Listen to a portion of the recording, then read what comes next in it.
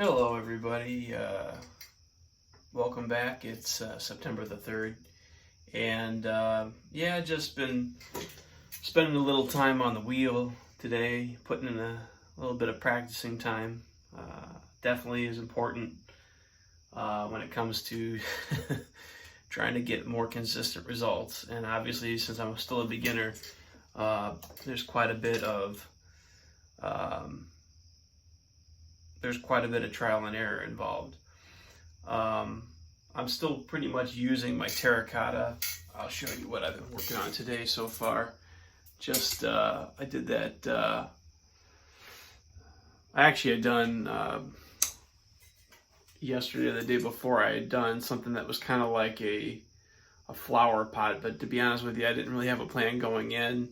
I was playing around a little bit more with, throwing a kind of a fat cylinder and paddling on a texture, and then trying to kind of expand that out to round it out a little bit. But actually, again, this terracotta is not very good quality. I mean, even though it may look nice, it's actually pretty short or crumbly, so it splits apart from itself very easily when you put too much pressure on it. So maybe it's not the best for throwing.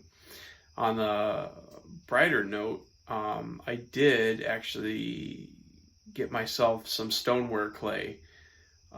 So I'm actually really looking forward to, even though I do love being able to make pottery out of things that I've dug out of the ground and processed myself. That's been a lot of fun, and I've enjoyed practicing with it.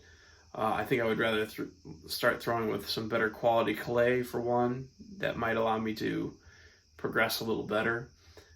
Number two, I'd like to get something that I can actually fire up to, again, like cone 10, and be able to use for, functional tableware. So that'll be nice. But, I figured I'll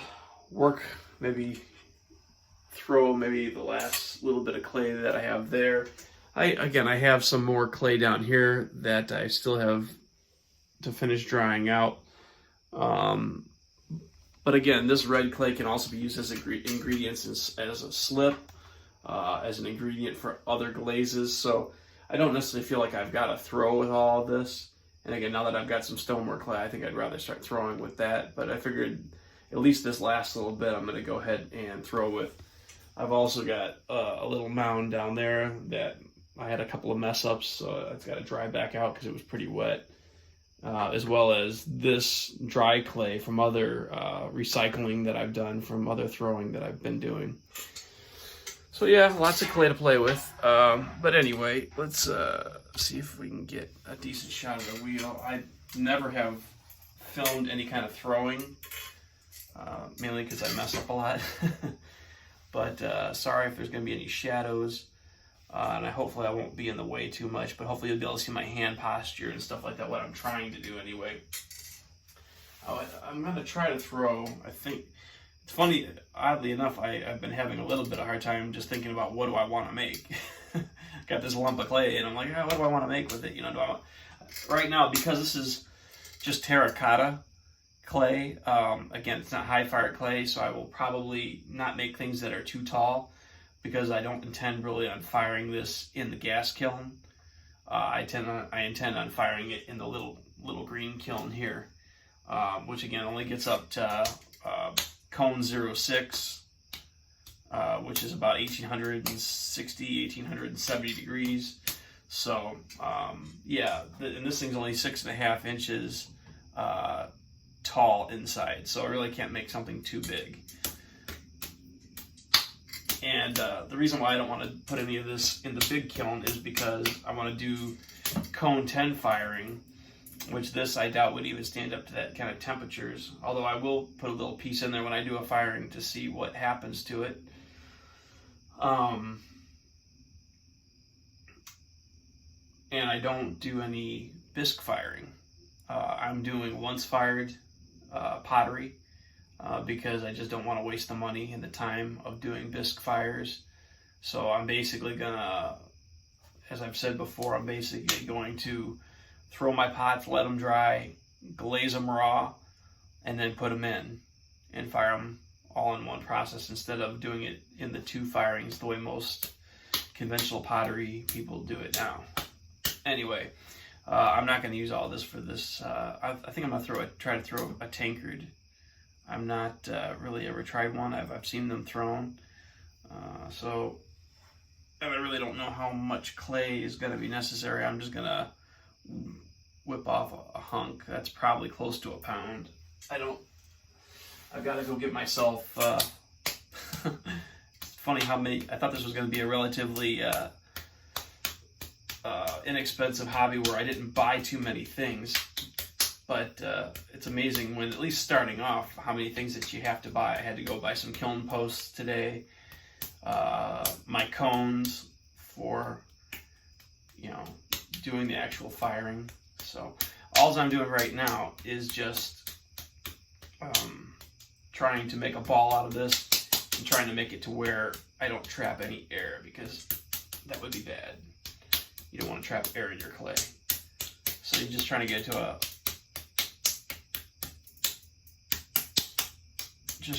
a smoothish ball, which will make it easy to center, and then right in the center like that. Okay, I'm gonna wet the hands a little bit. Wet the clay.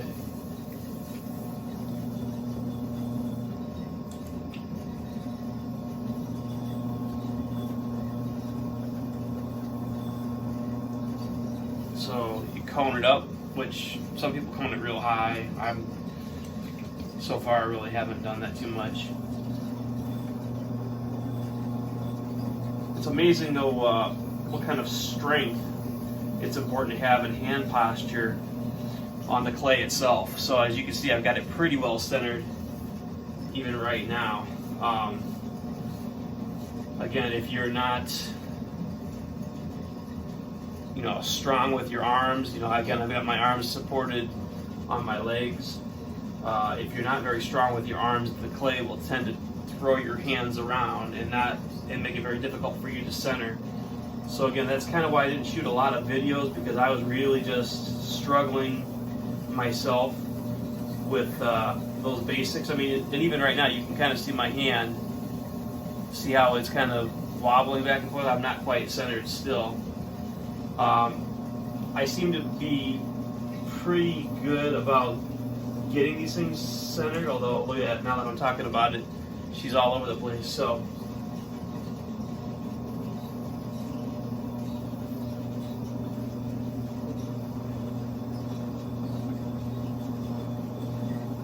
there we go. I tend to be a little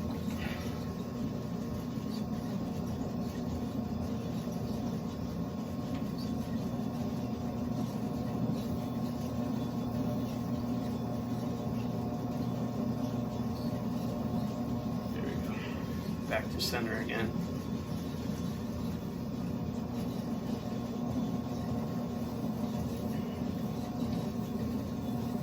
I'm going to go ahead and start breaking it.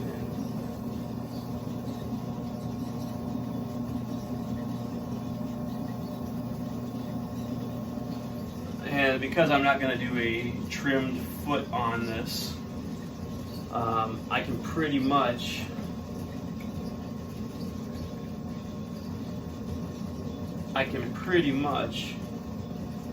go pretty close to the wheel head, probably.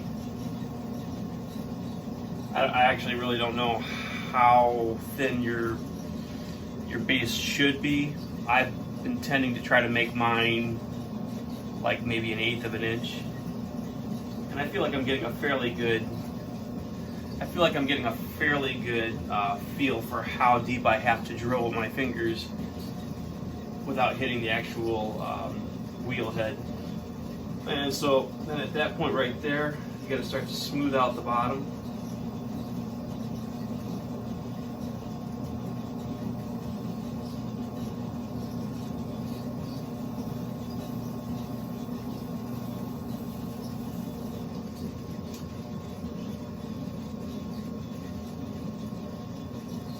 I probably use too much water, but honestly, I kind of feel right now with where I'm at, it's better to have too much water than not enough.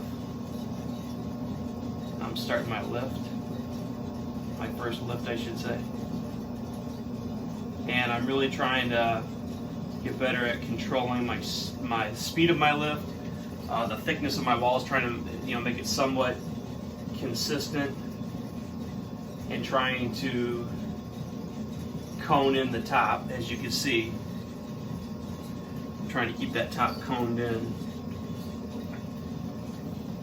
Actually, I probably don't need to be going quite that fast either. Although it seems like it's working out okay for me to go faster, but probably not necessary to go quite that fast. Second lift. And all I'm really trying to do is make a consistent lift. Now, as you can tell, I have already kind of gone a little thin.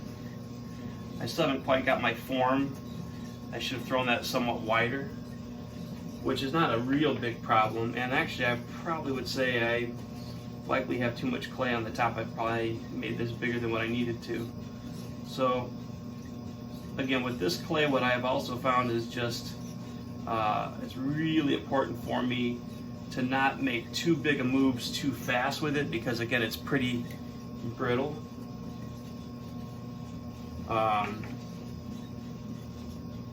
So like, I wouldn't want to push my hand down there super fast, or it's likely to split. And I kind of try to reinforce the outside of it as well. Like, I'm not just pushing strictly from the inside, I'm actually pushing against my fingers here on the outside that you can see. I'm actually pushing directly against them on the inside, just so there's support. And it also kind of helps compress the walls, and it keeps them from trying to, like, I can actually feel as I'm going up and down, because this clay is not the greatest, I can actually feel a little bit of split. I can actually feel little fractures in the clay. And so by me pressing it from both sides, it kind of, again, tries to smooth over those cracks a little bit. It causes them not to fracture all the way. So I'm just taking the slip that's on my hands here, and I'm just recoating both the inside and the outside, because again, lubrication, potters will tell you, is key. Very important. So I'm actually fairly happy with this. I'm wondering if I should try to go a little bit higher.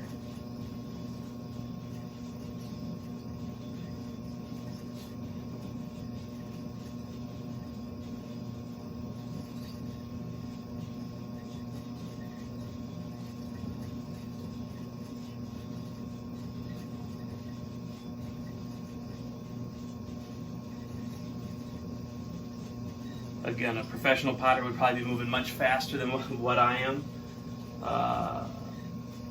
but I've got to go slow just so that I am very deliberate with my movements.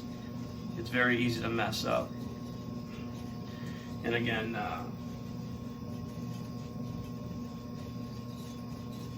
I'm just trying to build muscle memory and get used to, again, the process of what I'm doing. Now, my walls are a little on the thick side, but I think I'm going to be okay with that. They feel fairly consistent.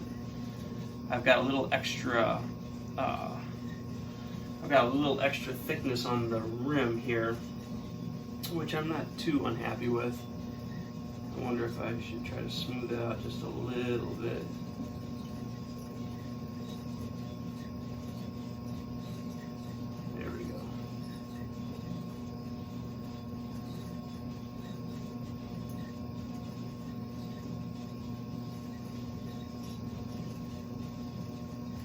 A little bit of wobble, a little bit of unevenness in that top of the rim, which isn't really that big a deal. I can actually trim that,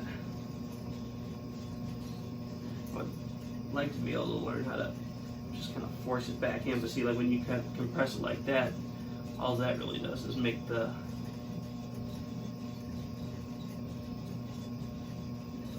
that's actually a little better. You can use the trim tool. I have my little needle tool right here. It's pretty gooky. I have my little needle tool right here that I can use and actually trim that,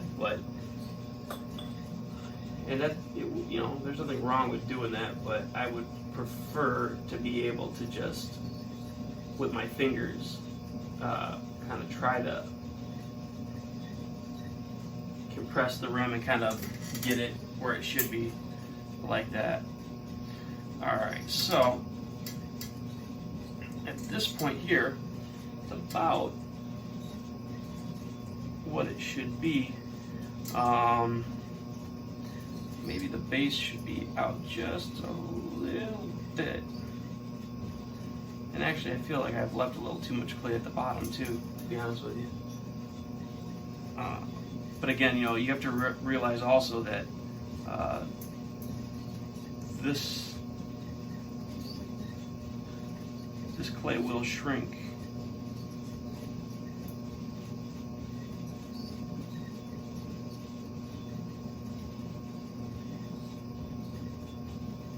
So all I'm doing right now is I'm just widening the base of this a little bit. Because again, if I was to put coffee or something like that in there, I would like it to hold a little bit more coffee, obviously. And then we're gonna just kind of slowly bring it up, bring it in a little bit, and kind of give it a little bit of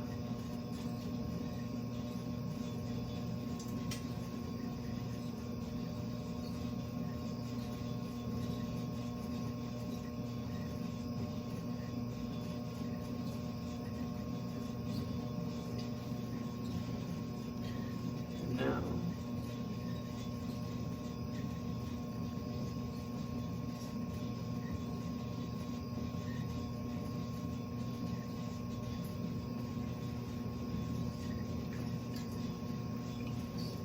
Got a lot of slip on my hands here. Gonna have to wash it off a little bit, but again, I'm just trying to get the basic form of this.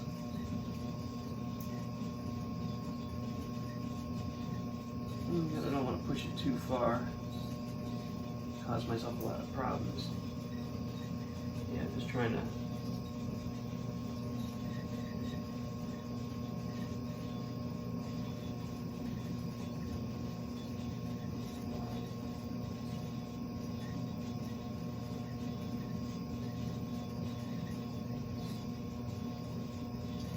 so I'm actually pretty happy with the way she looks. It's funny when I watch other people make YouTube videos about pottery. I find myself always going, all right, come on already. Yeah, it looks fine. Let's move on. But it's funny when you're sitting here on the wheel and you see little things about it that you, I really don't like the shape of this, or yeah, maybe I could do a little bit better with that. I find myself being way more picky than I thought I would be necessarily. So at this point right here, I'm going to start now. I'm going to get all this slip off my hands first of all, because I'm pretty happy with the overall shape of it. So at this point now, I just want to start getting some of the excess slip off of it and cleaning it up. So, and again, I've not done that on a form like this before, so we'll see how this goes. First things first, I'm just going to start cleaning up a little bit here at the base.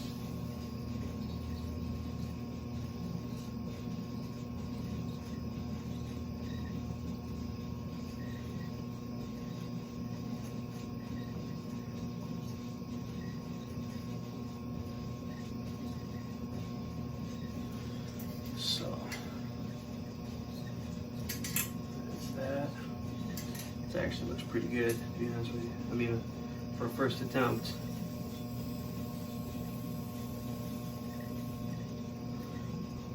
clean up the base a little bit here.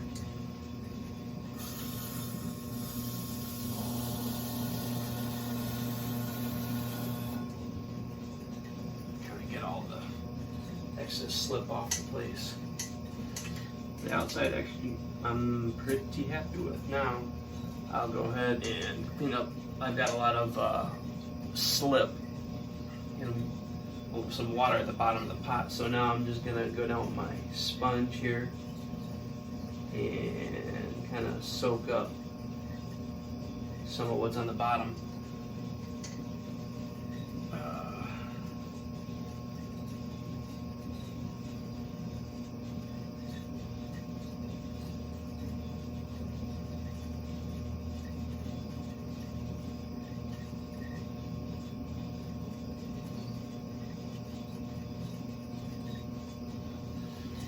Okay, so I've got pretty much all the water out of the bottom now. The last thing I really need to do now is just you're supposed to take a chamois and kind of polish the rim, because again you want kind of a smooth rim so that where you put your lips is going to be nice. However, I don't have a leather chamois yet. A little bit at a time.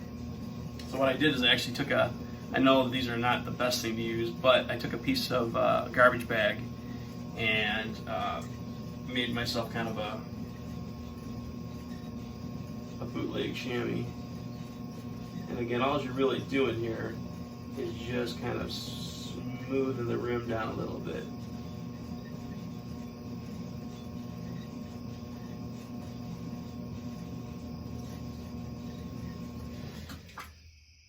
And that's the finished form. And then obviously, like I said, I'll have to put a handle on it.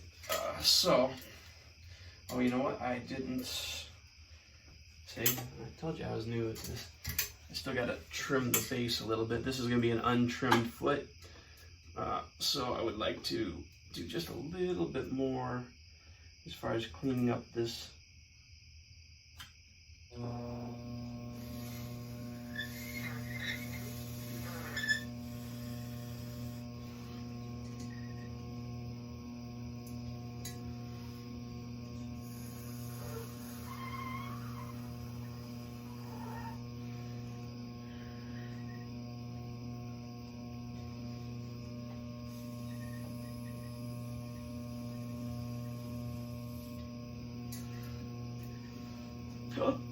Oh boy.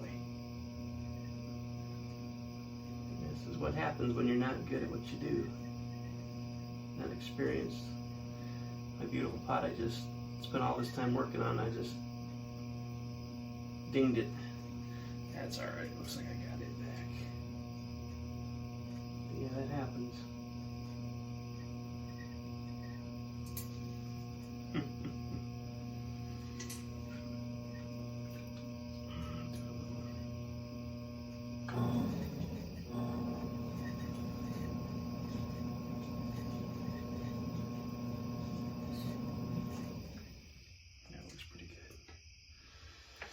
Looks like we're alright. Let's go ahead and trim this just a little bit more. Just try and take the rough burr off the bottom there. Okay. So, now comes the fun part. Let me get myself all set up here sorry, I know you can't see this, but I just got to put a board where I can set this pot very easily without messing it up. I don't know how stable or strong it is, although it's probably pretty decently strong. So at this point right here, I got my cutoff wire, a twisted cutoff wire.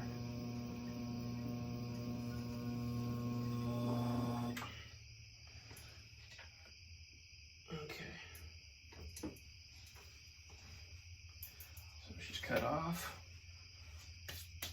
Dry hands. And there we go. All right, let me show you what she looks like. So that's the finished form. See down at the bottom there. Sorry about that. The bottom of the pot. I know it's dark down there. Sorry. But yeah, that's pretty much it. Now, it will shrink back a little bit, and actually I can tell just by the size of it, it's nowhere near too tall. So, but yeah, then I'll pull a handle and make a handle for that, and I actually think that's a much better size, because previously the tankards or cups that I had tried to make were this size, and you can tell, I mean, it's a nice, decent sized little coffee cup, but I was like, well, you know, it's not really a tankard. And so, you know, again, now this will still shrink probably, you know, who knows, 15%, but you can still, you know, just look at it, see the difference in size, that it's a much greater size. It will hold a much, bigger volume of coffee. So anyway, that's where I'm at. I am just gonna kind of keep on practicing throwing different shapes and forms. Like I said, there's my, I was so sad that this little jar cracked so badly and didn't make it. I decided to make another kind of lidded jar. So there's the jar. There's the jar right there, and there's the lid for it. So, and I used basically when I threw it, and then I used my caliper here to measure the thickness of the gallery, and then to throw my lid the same width. So I may have to trim a little bit, but sorry about the camera work, guys. I may have to trim a little bit, but hopefully it won't be too bad. Okay, well, I just want to finally make a video of me throwing something. I don't just build kilns, but I actually have been throwing some things on the wheels. So anyway, thank you for joining me, and until I see you next time, don't be afraid to get your hands dirty. We'll talk to you later. Bye-bye.